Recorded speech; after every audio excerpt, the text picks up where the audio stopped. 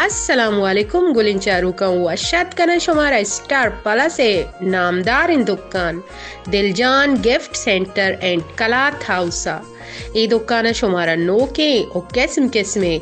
गुद दस्त कपीती नोके नामानी वशरंगी गुद शुमारा दस्त कपीती चाहे वेल वे बनते या के मक्खन वे बनते और देगे किस्म किस्मे गुद वे बनते के शुमारा दस्त कपनते दिलजान Kalath house and gift centre अच्छे उगुली चारों का पवती सूरे शॉपिंग के वास्ता शुमा एदा वशी वड़िया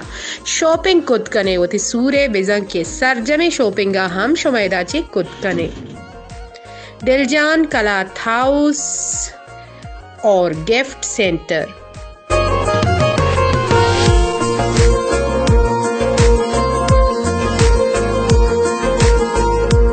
नामा बेहाल मबे दिलजान दश्ती स्टार प्लस तुर्बत।